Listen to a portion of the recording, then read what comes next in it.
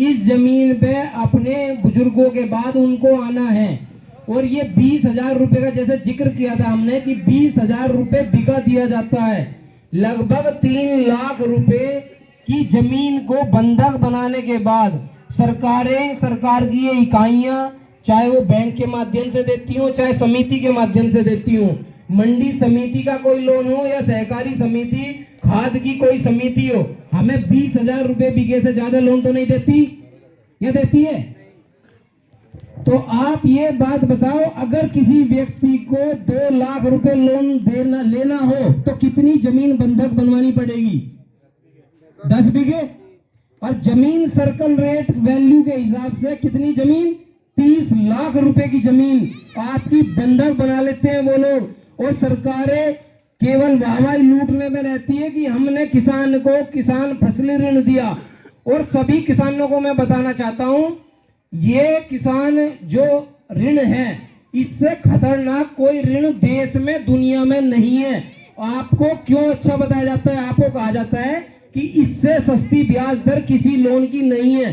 सबको बताया जाता है 7% दर है इसकी, और सब्सिडी पे 4% या 5% कहा जाता है जी। लेकिन आप ये बात बताओ, मैं 2 लाख रुपए का बगैर जमीन के लोन ले रहा हूं। समाज को अलग अलग धड़ों में उन्होंने, सरकारों ने बांटा हुआ है। एक रोड पे ठेली लगाता है, आपकी फसल को बेचता है, चाहे वो सब्जी के नाम पे, चाहे फलों के नाम पे, और वो भी अपना आधार कार्ड, पैन कार्ड लगाता है, बुलेट मोटरसाइकिल 2.5 लाख की लाता है।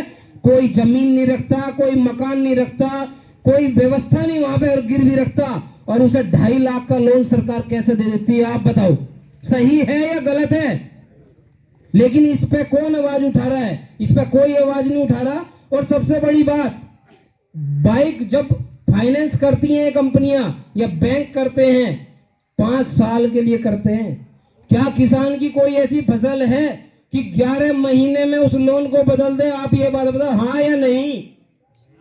ऐसी फसल है कोई किसान की जो 11 महीने में वापस कर दे?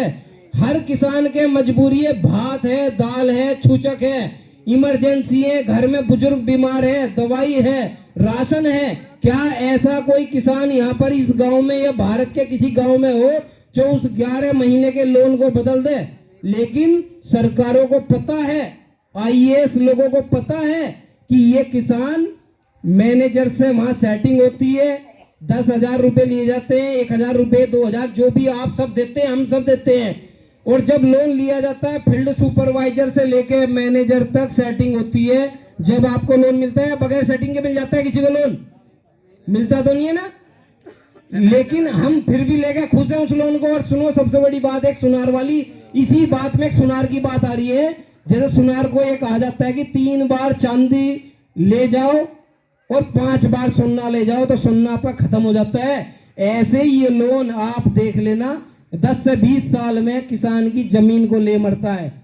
कोई समृद्ध होगा, कोई मजबूत होगा, किसी की बाहर की इनकम होगी तो वो जमीन बचा रहा है, नहीं तो जितनी जमीन। और आपके गांवों में एक चीज और आने जा रही है, उससे भी मैं आपको अवगत कराना चाह रहा हूं कि जैसे खेत की खतौनी बनती है, ऐसी घर की घरौनी बनाने इसकी शुरुआत कर दी है भारत सरकार ने। तो इससे बच जाना इससे। इस शहर में रहने वाले बच्चे शहर से पलायन, जो गांवों से पलायन करके चले गए हैं, वो ये कह देंगे हमारा घर फुटा हुआ पड़ा है, उस पर लोन ले लो, घरौनी बनवा लो, उस पर लोन ले लो। जब आप लोन लोगे तो आपका मोह तो भंग हुआ है। जब आपने लोन लिया, आप उसे ध्यान ही नहीं कर रहे उस घर को, तो आपने घरौनी बनवाओगे, 50,000 1 लाख रुपए उस पर लोन ले लोगे, पता चला वो भी आपका चला जाएगा। तो यहाँ पे सभी किसानों को अपने अधिकारों के प्रति सचेत होना पड़ेगा, जानकारियां करनी पड़ेंगी। और आप साहूकारी, जैसे सरकारें कहती हैं कि हमने किसान फसली ऋण इस वजह से दिया है किसानों को कि हमें साहूकारी को खत्म करना था, लेकिन साहूकारी को खत्म करना नहीं था, उन्हें अपनी साहूकारी को लागू करना था। आप ये देखो, सुब्रमण्यम स्वामी जो अभी भी वर्तमान सरकार की नुमाइंदगी करता है व्यक्ति, उस व्यक्ति ने ये कहा है सदन में खड़े होकर कि जो ये किसान फसली ऋण है, केसीसी के नाम पे दिया जाता है। ये देश में किसानों के लिए फांसी का फंदा है। किसान इससे निकल नहीं पा रहा। अगर कोई यहाँ पे किसान बैठा हो, चाहे मैं भी किसान हूं, जिसने 20 साल पहले लोन लिया था, क्या उसने चुका पाया है? नहीं है, बताओ। कोई चुका तो नहीं पाया ना, और चुका भी नहीं पाएगा। कारण क्या है कि आप उसे साल दर साल, साल दर साल, साल दर साल उसे रिन्यू करते रहते हैं, और उस चंगुल से कोई निकल नहीं पा रहा देश में, पूरे देश में। ये केवल एक गांव की बात नहीं है, देश के 6.5 लाख गांवों की बात है। हर किसान इसमें फंसा पड़ा है। किसान कोई चाहे कि मैं बाहर जाके कुछ दुकान खरीद लूं, मकान खरीद लूं, पहले इससे तो निकले। और एक चीज और आप इसमें बता सकते हो, व्यापारी अगर एक फैक्ट्री पे लोन लेता है तो क्या उसे दूसरी फैक्ट्री बनाने के लिए लोन मिलता है? नहीं मिलता है। लेकिन जब आप एक लोन लेते हो किसी बैंक से, वो सिंडिकेट बैंक हो सकता है, स्टेट, पंजाब या 12-19 राष्ट्रीयकृत बैंक थे। आपको बैंकों के बारे में भी सुनने की जरूरत है। 19 राष्ट्रीयकृत बैंक देश में होते थे, आज 19 नहीं है, 12 राष्ट्रीयकृत बैंक रह गए हैं केवल। 7 राष्ट्रीय बैंकों का कुछ पता नहीं चल पाया, कहां चले गए। और आप ये एक गांव की भाषा में, क्योंकि मैं भी गांव से बिलोंग करता हूं, सरदना विधानसभा हमारी लगती है, गांव महातो है। आप ये देखो, गांव में अगर कोई 2 भाई इकट्ठे हैं तो काम मजबूत 2 भाई इकट्ठे में होने होगा या न्यारे होके होगा? आप ये बात बताओ। इकट्ठे हो गए, और बैंक इकट्ठे भी होगी, और जब भी घाटे में है बैंक इकट्ठे, 3-3 बैंक, 4-4 बैंक इकट्ठे हो गए। लेकिन अब भी घाटे में यस बैंक डूबने की कगार पे है, IDBI बैंक डूबने की कगार पे है, यूनियन बैंक डूबने की कगार पे है। जब सरकार को हम टैक्स दे रहे हैं और इन बैंकों के पास समय से पैसा पहुंच पा रहा है, तो इनका पैसा मार कौन रहा है? ये समझो। व्यापारी इनका पैसा नहीं दे रहा, केवल देश के जो बड़े व्यापारी हैं, बड़े उद्योगपति हैं, उन्हें ये सरकारें टैक्स में छूट कर देती है, इनके ऋणों में छूट कर देती है, पॉलिसियों में इन्हें व्यवस्था देती है। लेकिन किसान को केवल और केवल लॉलीपॉप मिलते हैं और कुछ नहीं मिल पाता। किसानों कह देते हैं कि जी अब आपकी किसानों की कर्ज माफी करेंगी। कब से?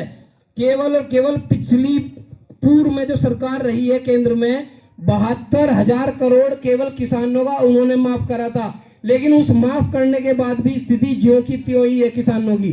किसान उससे आज तक भी उबर नहीं पाए।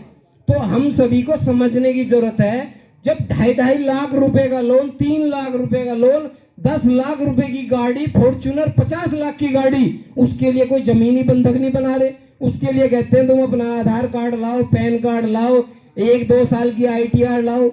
जब किसान से इतनी ही चिढ़ है, इतनी एलर्जी है सरकारों को, तो फिर किसानों को भी उसी स्थिति में लाओ। किसान क्यों ना करें इस व्यवस्था में किसान क्यों ना खड़ा हो? किसान अपनी बंधक बनवा लेता है जमीन, और जब लोन लेने जाता है, 5,000 रुपए का भी अगर उसे लोन लेना है, तो जब तक वो नो ड्यूज नहीं ले लेता बैंकों से, जब तक उसे 5,000 का लोन भी कोई बैंक देने को तैयार नहीं। ये सही बात है या गलत बात है? तो आपको ये आवाज उठानी पड़ेगी, क्योंकि जितने भी, और सबसे बड़ी बात, मैं हर जगह, हर मंच पे जहां पे जगह मिलती है, यही बात कहता हूं कि किसानों का कोई प्रतिनिधित्व नहीं है संसद में, ना राज्यसभा में, ना विधानसभा में, ना विधान परिषदों में। इस वजह से किसान की आवाज नहीं उठती है। वहां पर नेतृत्व है तो व्यापारी वर्ग का है, उद्योगपति वर्ग का है, बिजनेसमैन लोगों का है। इस वजह से किसान समाज को, मजदूर समाज की कोई आवाज नहीं उठती। तो आप अपने नेतृत्व के लिए, जैसे हमारे भैया हैं, गांव से कोई भी है, हमें आपस में ये नहीं कर रहा ना कि ये उसका परिवार का लड़का है। अगर आपकी आवाज उठाना चाह रहा है कोई भी, तो आप उसके साथ कंधे से कंधा मिलाकर चलो। मैं अपनी वाणी को विराम दे रहा हूं। जय जवान, जय जवान, धन्यवाद।